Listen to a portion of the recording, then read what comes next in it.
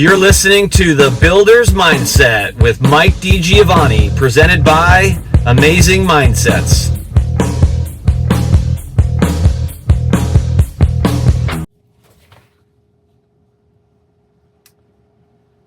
Let me start with a confession. When I study companies like D.R. Horton and Meritage, I'm not just reading earnings reports, I'm decoding the psychology of their operations and how they execute. Because what separates these two builders from everyone else isn't luck and it isn't size. It's how they think about the market when everyone else is frozen. This isn't a fantasy merger episode. It's about what happens when two companies, one built for scale, the other built for speed, start solving the same problem from different angles and they both win. Let's dive in. D.R. Horton's mindset has been and is scale is a weapon. They're not just the largest builder in America. They're the one writing the instruction manual on how to operate through chaos. They and Lennar are setting the playbook. We're going to talk and focus mostly on Horton and Meritage today, but Lennar as well. Completely different in strategy than Horton, but you look at what they do and how they're attacking the market and what the market is doing, how they respond quickly to the market and not just react chaotically. So Horton is writing the instruction manual, or one of them, on how to operate through this chaos we're in right now. They didn't run from affordability, they engineered it to work within their system. 85,000 homes closed in their last fiscal year, which just ended. 72% of them under $400,000. They did that with smaller footprints, tighter plans, and the kind of supply chain control that only comes from repetition. Their community count jumped 13%. That's preparing for more growth in a market that everybody's panicking about. Their gross margins, even after incentives and litigation issues that they had, still held around 20%. That's not hype. That's discipline disguised as normalcy. While the rest of the industry obsesses over mortgage rates and the Fed rates, Horton's buying time with cash. $6.6 billion of liquidity. No major debt due next year. They can flex starts, slow production, or pour gasoline on it. Because they own their cycle. They're writing the rules. That's the real secret. They run their business like a balance sheet, not a bet. And they don't let the industry things and what they don't let what's going on in the industry outside of their control run and manage their business. Now let's talk a bit about the Meritage mindset. Speed as a strategy. Different scale, same sharpness. Now, Meritage does have scale, but their 15-ish thousand closings a year is not the same as Horton's 85. But I will say, when you get over 10,000, you've got a level of scale to work with. And so, but it's then what you do with that scale. And I think Meritage proves an interesting point, because if you go back 3 or 4 years, Meritage was the 7th largest builder in the nation. They're now the 5th.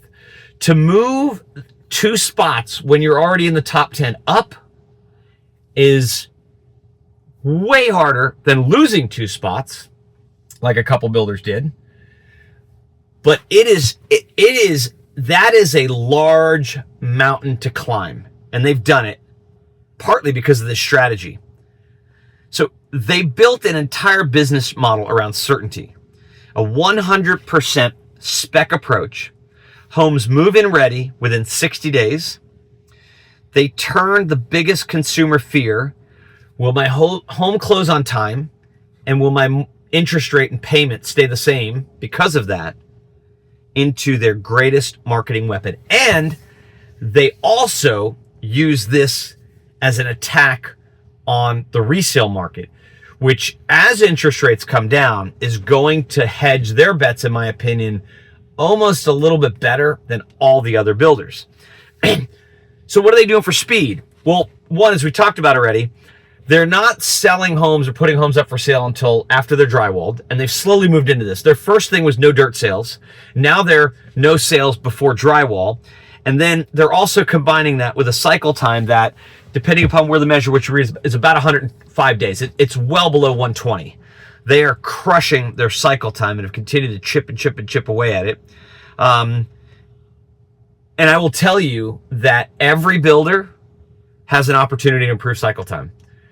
I've worked for large builders before, and I've had them say we can't do it. But when you dissect the data in the community by community, there's always 2 or 3, even if you're a large, let's say you're a large division, you got 20 communities, and you're averaging 147 days cycle time. You parse out those communities, and you'll find the 2 or 3 that are performing the best, and they're probably in the 120. And then what can you learn from those to apply to the rest of it? And this is the same for small builders too. Their backlog conversion's over 200%. And in a quarter where most builders were slashing prices, Meritage tightened cost per square foot by 3%. Because why?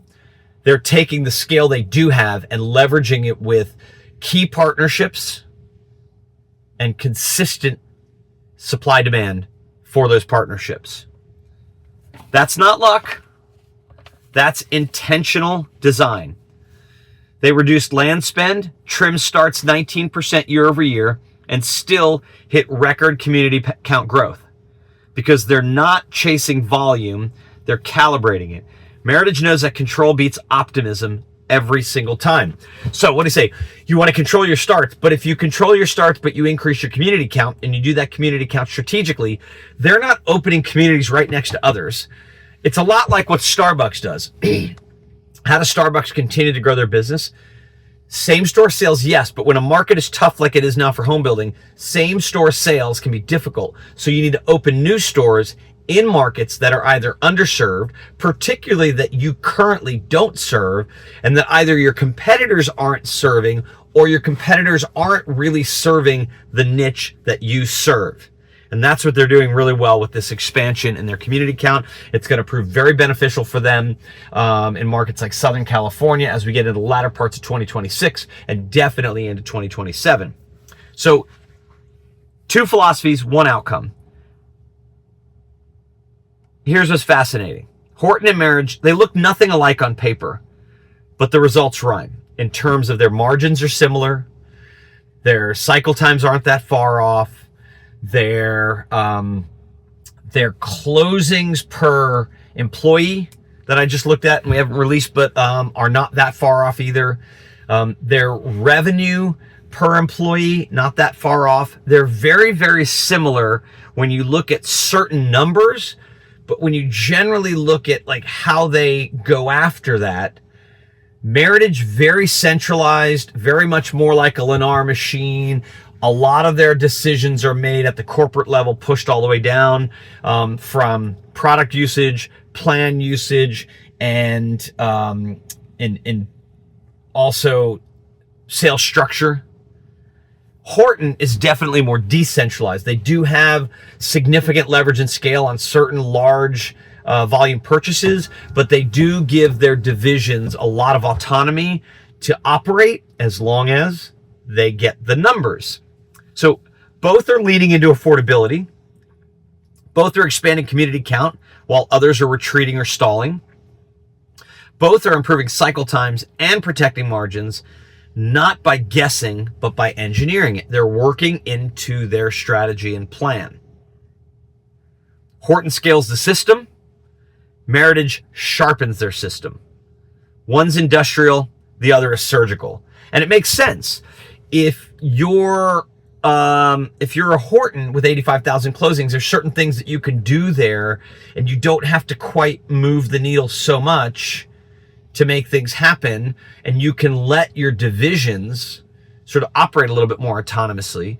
Whereas if you're a 15,000 unit builder like Meritage, you want to leverage that national supply to get the bang for your buck on that. And so they're both operating a little bit differently, but they are both leveraging the strengths and skill sets they have. They both have great leadership, great bench, and really, really good operators. Somewhere between the two is the playbook that every private builder in America needs to study. They operate with cash. They design for speed and execution. And they price and design for the buyer who actually exists in the market. None of this, our product is designed for our VP of sales and the division president or the owner. They design for their buyer. They push the envelope of the want versus need analysis so they don't put unnecessary cost into their product. And it's paying off big time for both of them. Because I would say anybody right now has got 20% margins is today, you got 20% margins today, just wait till things settle in and dial up. Let's talk also, one of the other things, and I have to admit I was wrong about this, is there's rumors, and I think I saw a headline, we'll see if it actually plays out like nationally, but Horton is talking about 3.99% interest rates. If they do that, game changer. Watch out. They do that, everybody's got to figure out a way to compete with that. So let's talk margins and markets for a moment. Everyone loves to talk about market headwinds. Right now, that is the big thing. Market headwinds. All it really is, in my opinion, it's an excuse. I'm not saying they don't exist, but whining and complaining about it is not going to help you. Margins don't disappear because of markets. They get squeezed. That's true. They disappear because of management and bad choices by management or no choices by management. What do I mean by that? That management doesn't react. Deer in the headlights, okay? So that's why I say I think, and Lennar's in this category too, but Horton and Meritage, great operators, good leadership, good bench strength. They are making good decisions quickly. Horton proved that you could still hold a 20% gross margin in a world of buy downs and litigation if your processes are clean. Meritage shows that you could still earn 9-figure profits with adjusted margins near 20, even when average selling price falls 5%. They're both crushing it. It can be done. Both companies are walking into 2026 with confidence, not hope. Because we know hope is not a strategy. We talked about this. Because they're not waiting for the Fed or for the consumer sentiment to rebound. They're already price positioned and structured to move. Just like I said, Horton is already analyzing if 3.99 makes sense for their business strategy. And with this talk of 40-year mortgage rates at the federal level between Bill Pulte and Trump, I'm surprised they're going from 30 to 50. But I think maybe you can get a 40 today, but they're going to take a playbook. We'll see how it works out of like the auto manufacturers. Back in the day, your typical loan for a car was, 36 months. And now that's been replaced really with the lease of 36 months. But then they slowly went to 48-month financing, 60-month financing, 72, and even 84. I mean, do that math. That is 7 years. Financing a car for 7 years. Wow. So what the rest of the industry is missing. Most builders talk about efficiency like it's a project or some pie in the sky. For these two, it's a lifestyle that they live day in and day out. They don't waste meetings debating conditions. They adjust the conditions, or they adjust how they address the conditions. They don't build product lines for awards.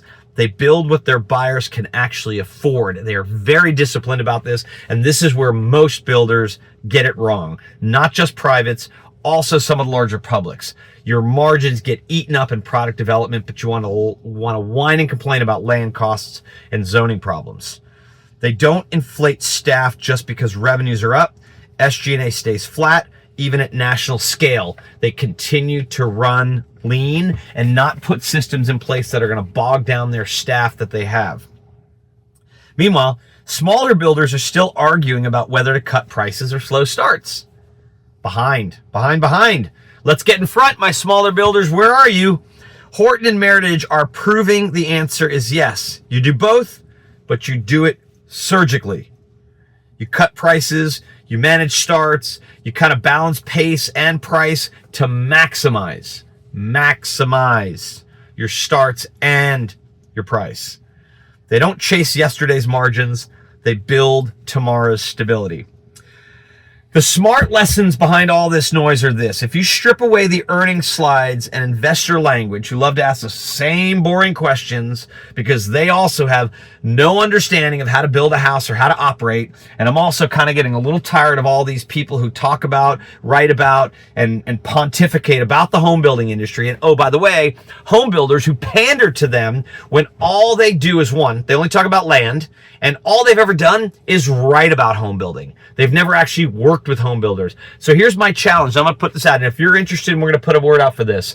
We're going to start bringing home builders onto the podcast. We're talking high-level operators, not land acquisition people, not division presidents, unless they have an operational background, not the entitlement people, which I'm not saying that's not important, but we want to talk to operators who execute on the purchasing side, on the construction side, on the scheduling side, on the quality side to deliver at the price that was put in the pro forma and manage costs. We'll get to that. So don't chase yesterday's margins. Look for tomorrow. Go to where the puck's going and execute for that. Affordability isn't an obstacle. It is the new business model. Get on it. Start working on it. Figure it out. If you don't understand it, you don't understand all the levers, reach out to us. We want to help because we want the small private builders to perform. And here at the Builder's Mindset, we have a lot of experience working with both public and privates, top 10s and local market small guys in multiple divisions, multiple markets all across the country. Let us help you put a strategic, surgical plan in place to execute. The ones that are winning are designing homes that fit reality rather than complaining. Like I heard an article recently the other day said, basically whining and poo-pooing this smaller house concept. You know what? People need housing. We're behind in housing. There's a supply-demand problem. You do whatever you can do to deliver a good quality home. And if that's a smaller home with a lower spec, do it. We can help you with that. Don't let the naysayers get you detracted from that. All that'll do is eat into your margins and potentially cause that community to be a loser for you. They're optimizing velocity, not vanity. Optimizing velocity, building as fast as they can, in line with what they could sell, managing their margins. And they're proving that scale and speed are an opposite. They are partners. You can scale, you can get good speed, get your cost right so you can get your price right so you can keep your pace on track. Horton teaches us to think like a national CFO. Meritage teaches us to act like a great field superintendent. Put those together and you get something rare. A builder that's both stable and fast. So no, this isn't about a dream merger. It's about a mindset merger. What happens when a giant moves with precision and a tactician plays with scale? The message to the rest of the industry is very simple. Stop waiting for clarity. Start executing through it, financially and operationally. You don't need to be a $1 billion builder to learn from one or to act like one. You just need to start running your business with the same intention they do. Because in this market, the winners aren't the loudest, they're not the biggest whiners, they're the ones who think the clearest and move the fastest with precision and decisiveness. Thanks for tuning in. If you're interested in being one of our operational expert guests, reach out. We'd love to have you. This is the Builder's Mindset. Stay sharp, stay focused, and remember, margins aren't made by the market. They're made by how you move inside that market. Have an amazing day. You're listening to The Builder's Mindset with Mike DiGiovanni, presented by Amazing Mindsets.